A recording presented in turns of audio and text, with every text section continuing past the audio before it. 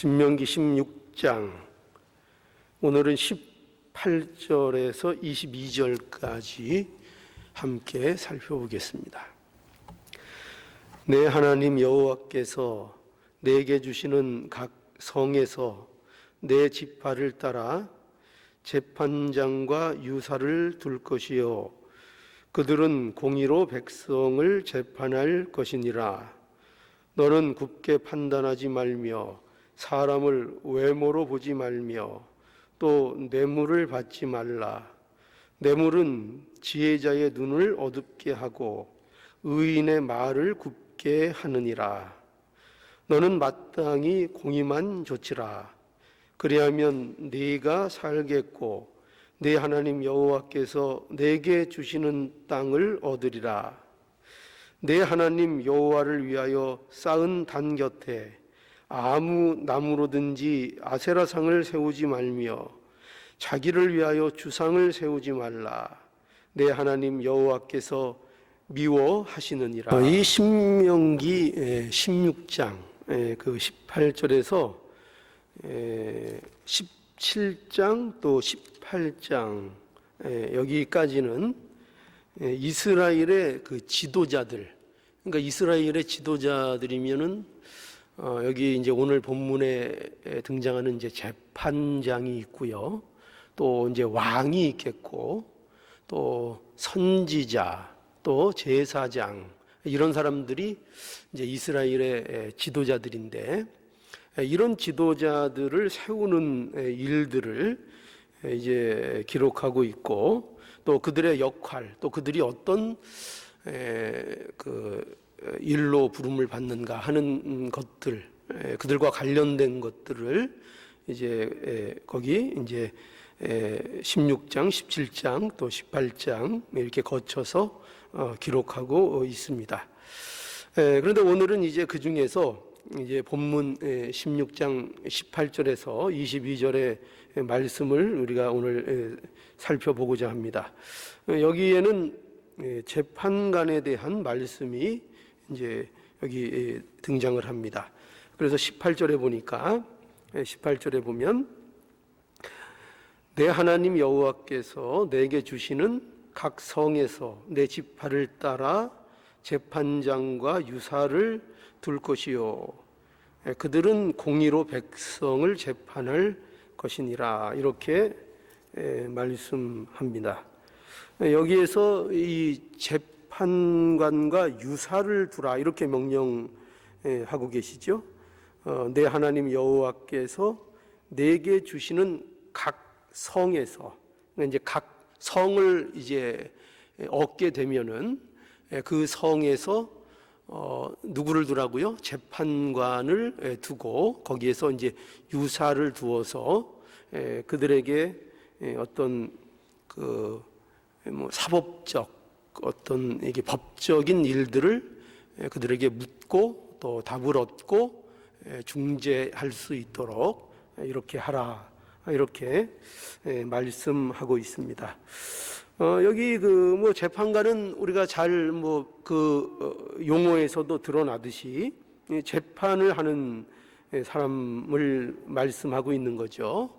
또 사사 시대의 그 사사라고 불리는 그 이 사사가 사실은 이 재판관이라는 뜻입니다. 판관이라는 뜻입니다. 그래서 그 사사 시대 때도 그때도 특별히 이제 어떤 왕이 다스리거나 그랬던 것이 아니고 그 이제 사사가 어떤 총괄적으로 이스라엘 백성들을 이제 가르치고 그들을 이제 다스렸죠. 그래서 그들이 하나님의 말씀을 가지고 이제 그들의 삶 속에서 무엇이 옳고 또 그런 것인가 하는 그런 문제들을 이제 신앙생활하고 하나님을 섬기다 보면은 그런 문제에 막 이렇게 막 부딪히는 게 많이 있을 거 아닙니까?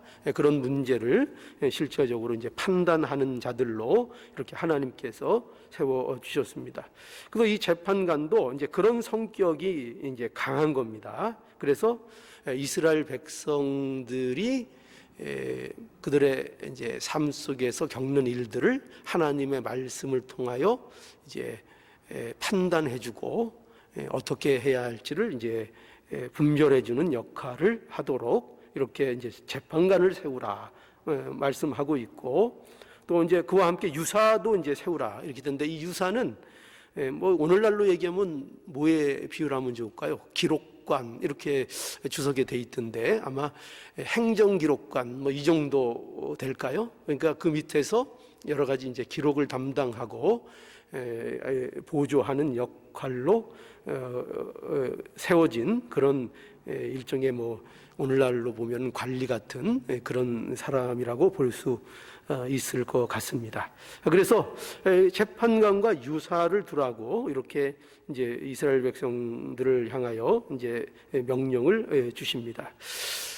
그런데 이 재판관과 유사를 두라는 이유는 거기 이제 잘 나타나 있는데, 그들을 통해서 공의로 백성들을 재판하라 하는 이제 목적이죠. 그러니까 그 이스라엘 백성들을 재판하는 일에 있어서 공의로 그 재판을 행하라 하는 그 이제 목적을 두고 이제 재판관을 두는 거죠. 그러니까 목적이 뭐냐면은 가장 근본적인 목적이 공의를 목적으로 하는 것입니다. 공의를요, 그렇죠? 공의를 목적으로 해서 이제 재판관과 유사 왜 두라고 하시는가? 그거는 뭐 세상적인 개념과는 좀 다른 거예요. 그러니까 세상의 국가는 그 세상의 나름대로의 법이 있고 그 법과 질서를 준수하게 하도록 하는 어떤 그런 목적에서 이 재판관과 관리를 두는 거지만, 물론 그 어떤 외형적인 모습은 비슷할 수 있지만 근본적인 것은 이제 하나님의 공의를 드러내는 그 이스라엘을 실현하기 위하여, 그렇죠? 그 문제 때문에 이렇게 재판관과 유사를 두라 이렇게 말씀하고 있는 것입니다. 그래서 오늘 그 19절에도 보면은 그래서 이런 요구들이 계속 이어집니다. 19절에 보면 너는 굽게 판단하지 말며, 그러니까 너는 굽게, 여기도 이제 판단에 대해서, 재판에 대한 문제죠.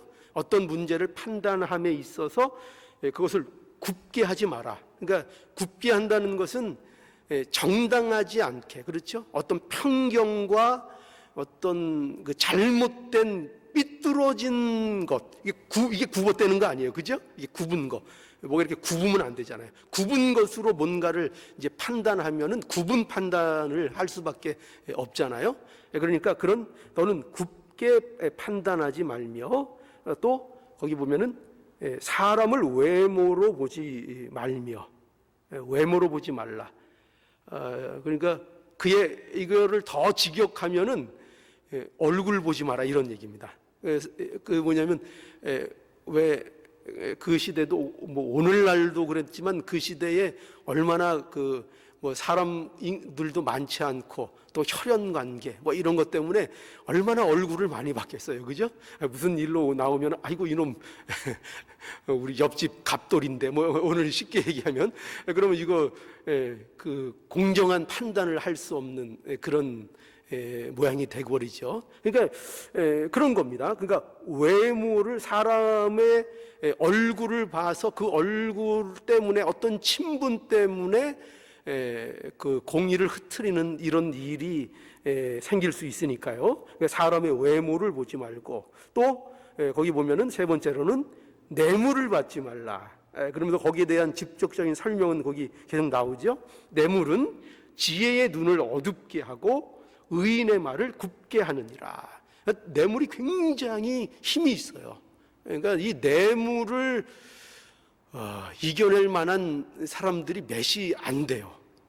몇이 안 됩니다. 그러니까 아주 특별한 사람들은, 특별히 이제 신앙의 사람들, 정말 신앙으로 무엇이 옳은가 그른가가 신앙으로 바로 자리 잡혀 있지 않은 사람은 웬만하면 뇌물에 거의 다 넘어갑니다. 뇌물의 힘이 얼마나 센지 몰라요. 그래서 뇌물을 받으면 당연히 어떻게 되겠죠? 받고 또 뭐 신경 안 쓸 수 없잖아요. 받으면 또 이제 마음이 기울게 돼 있습니다. 어떤 방법으로든지 마음에 기울게 되어 있습니다. 그래서 뇌물을 받지 말라. 그 뇌물은 그 판결을 옳은 판단을 하지 못하게 하고 눈을 어둡게 하고 의인의 말을 굽게 만드는 이런 거니까 뇌물을 받지 말라. 이렇게 이제 말씀하지요. 보세요. 이 모든 것들이 지금 뭐를 위해서 이렇게 요구되고 있는 거죠? 너는 굽게 판단하지 마라. 사람의 외모를 보지 마라. 또 뇌물을 받지 마라. 이렇게 명하시는 거는 무엇 때문에 이걸 명하시는 거예요? 뭐가 강조되고 있는 거예요? 공의가 강조되고 있는 거죠. 그죠? 공의를 해쳐서는 안 된다. 이런 것 때문에 공의가 기울어지고 공의가 잘못되면 안 된다. 그래서 공의를 다 강조하는 것으로 이런 요구들을 하고 계신 겁니다. 그래서 마지막 20절에 보면은 이렇게 얘기하죠. 20절에 너는 여기 마땅히 공의만 쫓으라. 이게 결론이에요. 너는 마땅히 공의만 쫓으라. 그리하면 내가 살겠고 내 하나님 여호와께서 내게 주시는 땅을 얻으리라. 여기다 이제 이런 어떤 하나님이 주시는 복을 여기다 이제 어떻게 보면 조건처럼 이렇게 걸고 계시죠. 너는 마땅히 공의만 행하라. 왜 그러냐면 그리하면 네가 살겠고 내 하나님 여호와께서 내게 주시는 땅을 얻으리라. 이런 조건이 붙는 것은 우리가 성경을 많이 우리가 이제 대해서 알겠지만 이런 조건을 이렇게 다는 특별한 이유가 있죠. 어떤 이유가 있죠? 그만큼 중요하다는 거예요. 그만큼 이 일이 그만큼 이스라엘 백성들이 가나안 땅에서 살아가는 데 있어서 이것만큼 중요한 일이 없다라는 것을 그들에게 강조하시고 그것을 꼭 지킬 수 있도록 하시는 그 말씀, 어떤 방식으로 하나님이 말씀하시면 이렇게 하는 거예요. 너희는 마땅히 그리해라. 그렇게 해라.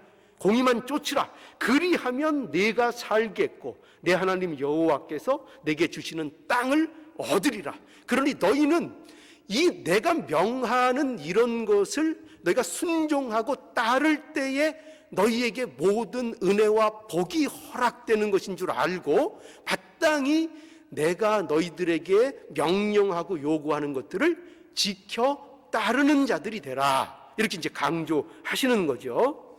자, 그래서 이것은 결국 우리에게 무엇을 강조하는가? 공의를 강조하는 겁니다. 그렇죠? 공의를 행해야 한다. 그리고 하나님이 어떤 하나님이시냐 할 때 이스라엘 백성들에게 이거를 이제 잊지 않도록 하는 겁니다. 공의의 하나님, 공의의 하나님. 우리를 다스리는 하나님이 어떤 하나님이냐? 우리에게 공의를 요구하시는 하나님이 어떤 하나님이시기에 우리에게 공의를 요구하시느냐? 하나님이 공의의 하나님이라 이거죠. 공의의 하나님이라. 그래서 하나님이 공의의 하나님이시기 때문에 이스라엘은 하나님이 공의로 다스리시는 분이라는 것을 알아야 할 것을 이제 말씀하는 겁니다. 이런 게 중요한 거예요. 그러니까 우리는 무엇이 중요하냐, 성경을 통해서 무엇을 기억하는 것이 중요하냐 할 때 우리가 언제나 잊지 말아야 될 건 뭐냐면 하나님이 어떤 분이냐는 거예요. 하나님이 도대체 하나님이. 그러니까 하나님이 어떤 분이시기에 이런 것을 요구하시는가? 그거를 우리가 알아야 되는 거예요.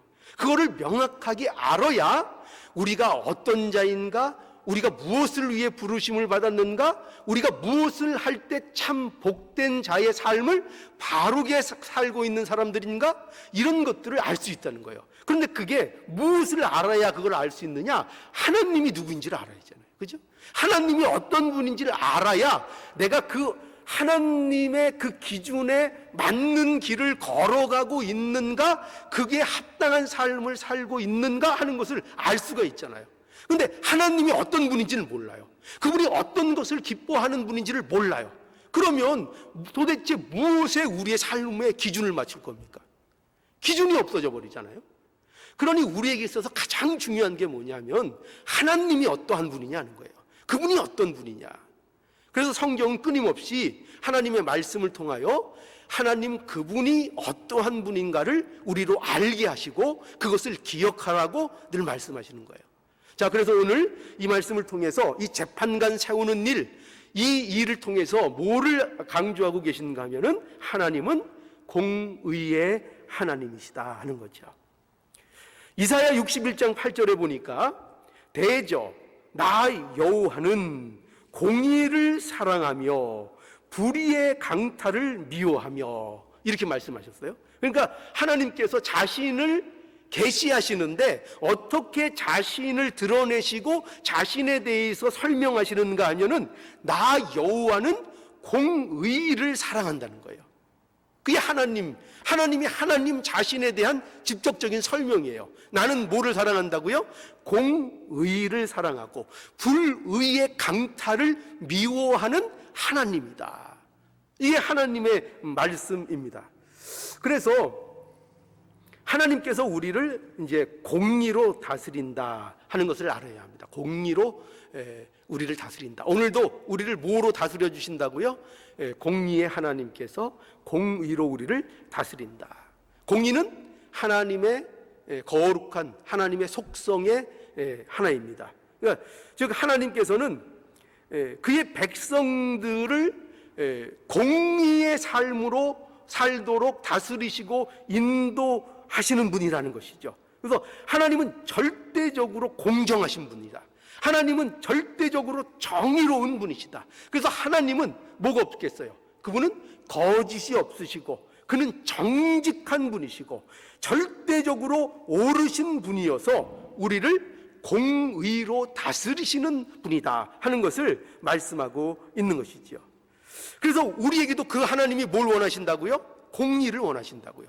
공의로 살아라. 공의를 이루어라. 공의를 이루어라.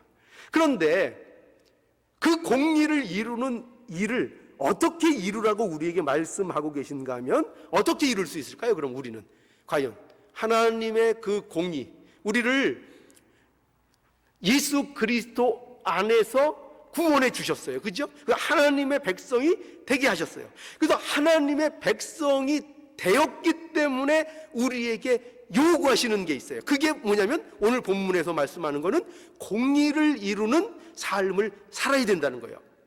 그러니까 왜 공의에 대한 그 요구가 주어지는가 하면은 뭐 때문에 주어진다고요? 하나님의 백성이니까, 하나님의 자녀니까 그 공의를 이루는 삶을 요구하고 계시는 거예요. 그런데 그렇게 요구하시는데 무엇을 통해서 요구하시는가 하면 무엇을 통해서 살려는 거죠? 그것이 바로 하나님의 말씀인 것이죠. 그죠? 하나님께서 우리에게 왜 말씀을 주시는가? 말씀을 주셔서 그 말씀을 가지고 우리가 공의를 이루는 삶을 또한 누리는 삶을 살라고 우리에게 그 말씀을 주신 거예요. 그러니까 이스라엘 백성들에게 말씀을 주시고 율법을 주셨던 것처럼 오늘날 우리에게도 하나님의 말씀을 주셔서 그 말씀대로 살기를 원하시는 거죠. 그러니까 하나님께서 그 백성들을 다스리는데 공의로 통치하시는데 그 통치하시는 방법이 뭐예요? 말씀을 통해서 그 백성을 통치하시는 거죠. 그래서 우리의 기준이 뭐냐? 우리 하나님 백성들이 사는 기준이 뭐냐? 주어진 기준이 뭐냐? 말씀이라는 거예요. 말씀. 그래서 말씀을 기준하여 사는 삶, 이것이 바로 하나님이 우리에게 원하시는 삶이라는 것. 이것을 우리가 분명히 알아야 한다는 것입니다. 하나님께서는 우리에게 이제 명백한 기준을 주신 거예요. 그래서 기준. 뭐를 기준으로 주셨어요? 말씀을, 그죠? 말씀을 기준으로 우리에게 주셔서 그 말씀을 따라 살아야 한다고 말씀하고 있는 것입니다. 그러니까 우리는 세상과 다른 거죠. 세상과 우리가 다른 것은 바로 이면이에요. 우리는 뭐가 있는가? 절대적인 기준이 우리에겐 있는 거예요. 그러나 세상은 뭐가 없어요? 절대적인 기준이 없어요. 아니, 절대적인 기준을 거부해요, 세상은. 그래서 세상은 뭘 따라가길 좋아한다고요? 전부 다 뭘 따라가길 좋아해요? 자기 마음, 그죠? 내가 좋아하는 거, 내 맘대로 사는 게 그게 가장 좋은 거예요, 세상에서는. 그러니까 세상에서는 뭐를 거부할까요? 절대로 이걸 좋아하지 않아요. 뭐가 있다는 거? 하나님의 말씀이 있다는 거. 하나님이 우리에게 말씀을 주셨다는 거. 그리고 우리의 삶에 있어서 그 삶의 옳고 그름, 선과 악의 기준이 하나님께 있다는 거. 그것을 분명히 나누는 기준이 있다는 거. 이것을 세상은 싫어해요. 그래서 온통 뭐만 좋아하죠? 내 마음대로 사는 것만 좋아하고. 그래서 제가 몇 번 말씀드렸잖아요. 오늘날의 사조, 시대의 사조가 뭐냐면 내 마음이 이끄는 대로 가라 이거예요. 내가 어떻게 해야만 행복할 수 있는가? 네 마음대로 못해서 행복하지 않다는 거예요. 이것처럼 속이는 게 없는 거예요. 여러분 마음대로 행복할 것 같습니까? 아니요, 그렇지 않아요. 여러분 마음대로 하게 놔두고 마음대로 되면 여러분들은 다 망해요. 다 망해요. 절대로 사람은 마음대로 하도록 놔둬서 성공할 수 있는 존재가 아니에요. 더 행복해질 수 있는 존재가 아니에요. 우리는 늘 뭘 불편해하죠? 왜 우리를 이렇게 속박하시는가? 왜 우리에게 이런 것들을 요구하시는가? 왜 우리에게 율법을 주셔서 이래라 저래라 하지 말라 요구하시는가? 좀 이러고 없이 좀 자유롭게 신앙생활하면 얼마나 좋을까? 언제나 그 꿈을 꾸잖아요. 그런데 하나님이 말씀하시는 건 뭐냐면 그러면 너희는 망한다는 거예요. 여러분 우리가 알잖아요. 기차도 어디에서 자유롭게 슝슝 가는 거예요. 막 요새 빠른 거 제일 빠른 게 뭐예요? 한국에 뭐 있죠? 무슨 KT? 이제 한국 떠나온 지 너무 오래돼서 기억이 하나도 안 나요. 하여튼 엄청 빠른 거 있잖아요. 그죠? 엄청 빠른 거. 그거 엄청 빨리 가는 그것도 뭐 위를 달려야 그렇게 빨리 갈 수 있어요? 예, 기찻길 위, 그 레일 위를 가야 되는 거예요. 그 기차가 그 자유를 누리는 것은 그 레인에서 벗어나서 자유를 누리는 게 아니에요. 그 레일 위를 힘차게 달리는 것으로 자유를 누리는 거예요. 그러니까 우리에게 주시는 자유도 그건 거죠. 우리는 어디에서 자유를 누릴 수 있느냐? 어디에서 행복할 수 있느냐? 우리는 하나님이 우리에게 주신 절대적인 기준이 되는 그 말씀을 기준할 때 우리는 행복할 수 있는 거예요. 그게 우리에게 때로는 담이 되는 것 같고 우리를 답답하게 하는 것 같아도 그 말씀이 우리를 지키고 말씀이 우리를 보호하고 그 말씀이 우리에게 자유를 주는 거예요. 그렇죠? 우리 자녀들 중에 그런 말 하는 경우가 가끔 있잖아요. 이제 부모의 그늘에서 벗어나고 싶다. 그죠? 철없는 애들이 뭐라 그래요? 아유, 저렇게 잔소리 많은 엄마 없었으면 좋겠다. 엄마 한번 없어보죠. 그죠? 어릴 때. 그 서러움을 알 수 있을까요? 근데 그 어린아이, 철없는 아이의 꿈은 엄마 없이 한번 살아봤으면. 이런 철없는 꿈을 꾸죠. 그죠? 그러니까 우리는 정말 우리를 둘러싸고 있어서 하나님께서 우리에게 주신 것들, 우리에게 울타리로 주시고 우리에게 율법으로 주시고 우리에게 규칙으로 주신 것들의 그 가치, 그 복됨을 우리가 모른다는 거예요. 그렇죠? 근데 그거를 알아야 된다는 거예요. 그게 얼마나 복된 것인지 그걸 우리가 알아야 한다는 것입니다. 그래서 하나님의 이것이 우리가 말씀을 따라 사는 거, 이것이 얼마나 복된 것이고 말씀을 주셨다는 것, 이게 얼마나 복인 거를 우리가 알아야 한다는 것입니다. 결코 내 마음대로 사는 것은 그리스도인의 삶이 아닙니다. 내 마음대로 하는 것은 결코 우리를 행복하게 하지도 않습니다. 언제나 하나님의 말씀에 붙들려서 그 말씀의 기준을 따라 옳은 것과 그른 것을 분별할 줄 알며 죄와 아닌 것을 분별할 줄 알며 모든 선한 것들을 말씀, 이 절대적인 하나님의 말씀의 이 기준에 따라 우리가 알고 살아야 한다는 것을 말씀하고 있는 겁니다. 그죠? 근데 오늘날은 이게 이제 무너진 거예요. 그죠? 절대적인 기준을 거부하는 시대에 살고 있습니다.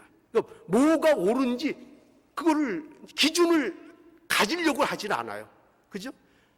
아이들이, 특히 청년들이 그런 얘기들을 많이 하죠. 뭘 하지 말라 그러면 왜요? 그죠? 왜요? 그럴 이유가 뭐 때문에 그렇게 해요? 이제 항상 그거죠, 이유가. 그죠? 기준이 없기 때문에. 왜 꼭 그렇게 해야 돼요? 왜 꼭 그렇게 해야 옳은 거예요? 이렇게 하는 거죠. 그죠? 그래서 오늘날 가장 큰 문제가 되는 거, 시대적으로 동성애가 문제가 아닙니까? 그죠? 근데 생각해 보세요. 어느 날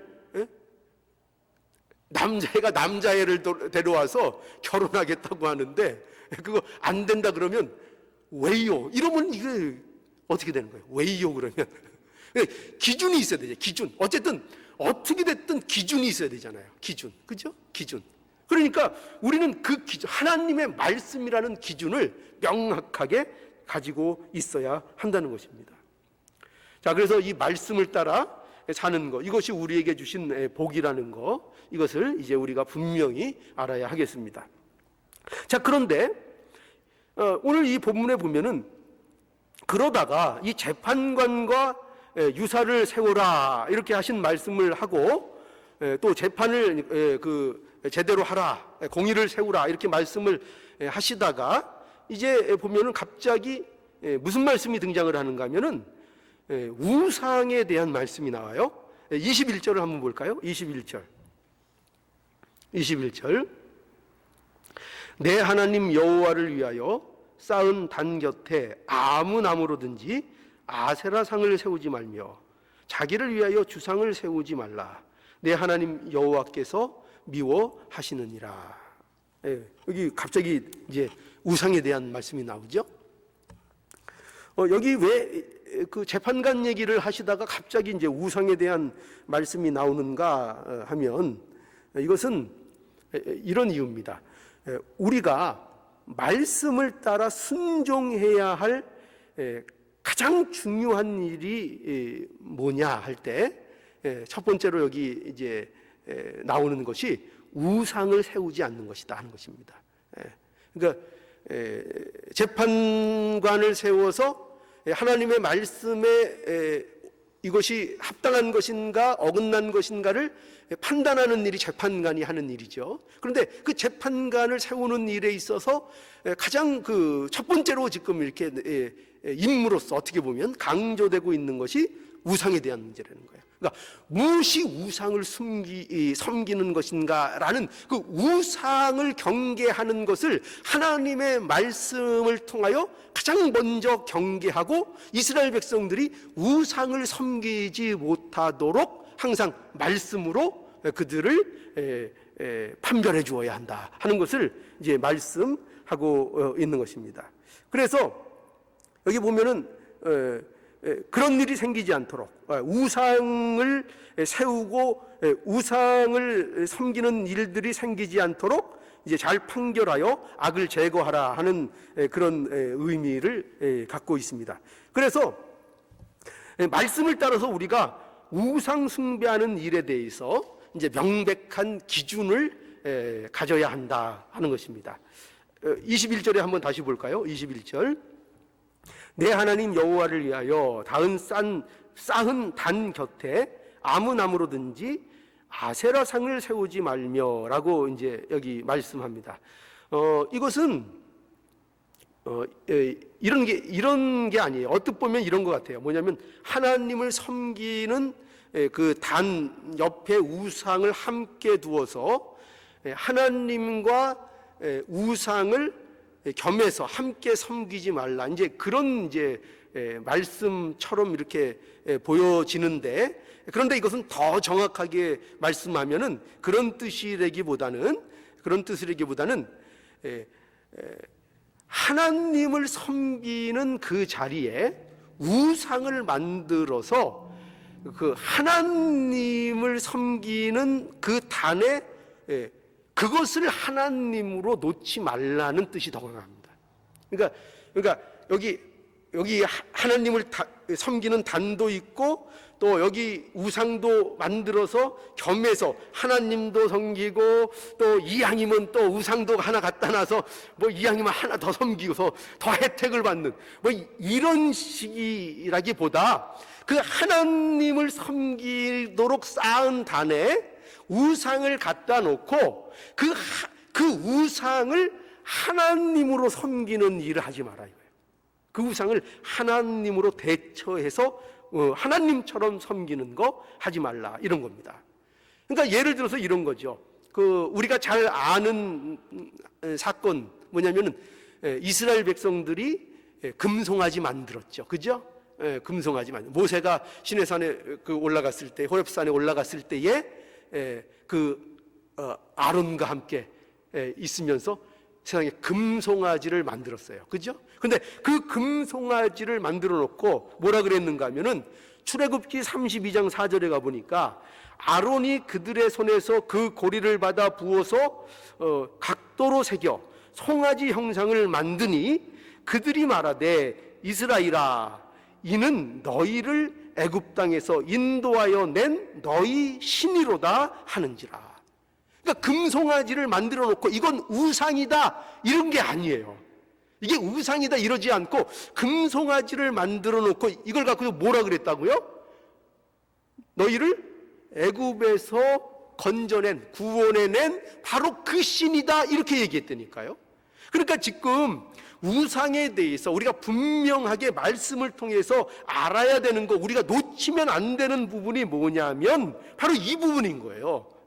그러니까 우리가 우상에 대해서 어떤 다른 신을 섬기고 어떤 다른 형상을 만들고 어떤 세상의 다른 것들을 섬기지 말라, 이런 거는 우리가 너무나 잘 알고 마땅한 거잖아요. 그죠? 근데 우리가 정말 이스라엘 백성들에게 있어서 정말 그들이 경계해야 될 우상의 본질이 뭐냐면 하나님의 자리에 우상을 갖다 놓는 거예요. 그러니까 하나님의 자리에, 그러니까 자신들이 하나님을 가지고 자신들의 마음에 드는 대로 규정을 해서 만들어 놓고 그것을 내 마음대로 규정된 그것을 하나님이라고 정해버리는 거예요. 그게 금송아지잖아요. 그러니까 자기들이 왜 금송아지를 만들면 편하죠?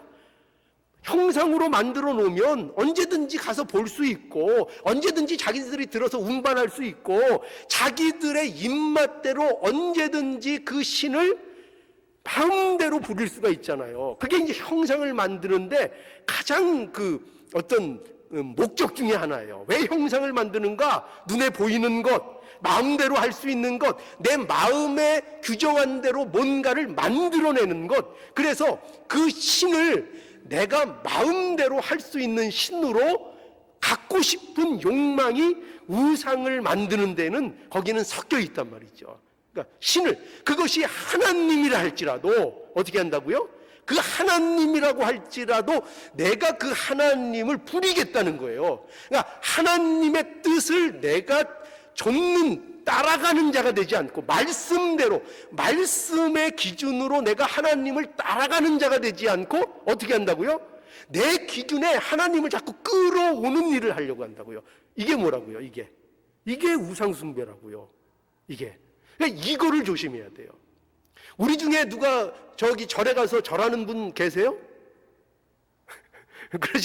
그런 분은 없잖아요. 그죠? 그러니까 그럴 분은 없어요. 여기서 웬만해서는 혹시 가서 절 한번 하면 100만 불 준다 이러면 하시겠죠. 근데 웬만하면 안 할 거예요. 그죠? 웬만하면 안 해요. 그런 거. 그런데 뭐를 할 수 있는가? 하나님을 내 욕심으로 끌어와서 우상 삼을 수가 있다고요. 그러니까 그게 조심. 그것이 우리에게 있어서는 가장 어떻게 보면 무서운 거라고요. 무서운 거. 그건 말씀을 무시하는 거예요. 그게 말씀을 무시하고 하나님이 우리에게 주신 말씀을 무시하고 내가 원하는 하나님을 내 맘대로 만들어서 내가 섬기는 거예요. 이것처럼 위험한 게 없는 거죠. 그러니까 그걸 조심하는 거예요. 이스라엘 백성도 그걸 조심해야 하고 오늘날 우리도 하나님을 섬길 때에 바로 이것을 조심해야 하는 것입니다. 그래서 하나님을 자기 마음대로 규정해서 그 하나님을 섬기는 행위가 우상숭배다. 이걸 알아야 돼요. 우리가 말씀을 따르지 않고 자기 마음대로 하나님을 생각하고 하나님을 규정해서는 안 된다. 그러니까 말씀을 결국 떠나면 안 되는 거죠. 말씀을 떠나면 우상숭배가 될 수 있다고요. 말씀을 떠나면 하나님을 섬긴다고 하면서 우상처럼 하나님을 대하는 일들이 생길 수 있다고요. 그러니 우리에게 있어서 뭐가 중요해요? 그러니 말씀처럼 우리에게 중요한 게 없는 거예요. 말씀을 떠나서는 신앙생활이 되지를 않는 거예요. 언제나 말씀에 붙들려 있어야 하고 그 말씀을 우리가 어떻게 해서든지 늘 순종하고 기억하고 따라가는 이런 우리의 모습이 돼야 한다는 것입니다. 그래서 여기 오늘 본문에 보면은 우상에 대한 그 본질을 설명하는 표현이 또 여기 잘 나타나 있죠. 22절에 보면 여기 어떻게 되어 있는가 하면은 22절에 자기를 위하여 주상을 세우지 말라 이렇게 되어 있죠. 자기를 위하여. 이 우상을 세우지 말라 하는 일에 이게 계속 이 말씀이 따라 붙어요. 뭐였죠? 자기를 위하여. 이게 꼭 따라 붙는 거예요. 자기를 위하여. 왜 그런가 하면은 우상의 본질이 바로 이거기 때문에요. 우상의 본질이 뭐라고요? 자기를 위하여요. 자기를 위하여 우상을 세우는 겁니다. 그것이 우상의 본질입니다. 그러니 하나님도 어떻게 한다고요? 자기의 기준에 말씀이 아닌 자기의 기준에 하나님을 끌어오는 것, 하나님을 자기의 기준으로 섬기는 것, 이것이 바로 우상 숭배일 수 있습니다. 그러니까 이런 판단들을 말씀을 통해서만 할 수 있다는 거예요. 말씀 통해. 그래서 뭐를 세우라고요? 재판관을 세우라는 거죠. 그래서 그 백성들을 뭐로 다스리라고요? 말씀으로 다스리라고요. 말씀을 기준으로 해서 모든 것을 판별할 수 있도록, 언제나 말씀에 머물 수 있도록 이렇게 우리에게 말씀을 주시는 것입니다. 우리가 그래서 이것을 말씀으로 판단해야 한다는 거, 하나님 말씀을 기준으로 하여 하지 않고 자기의 기준으로 살면은 우상 숭배의 삶이 되고 우리가 하나님도 이렇게 오해할 수 있다는 것을 명심해서 우리가 이 말씀 주신 거 이거 감사하면서 언제나 오늘도 말씀이죠. 말씀에 붙들려서 언제나 살기를 힘쓰는 저와 여러분들의 복된 모습이 되기를 간절히 바랍니다. 기도하시겠습니다.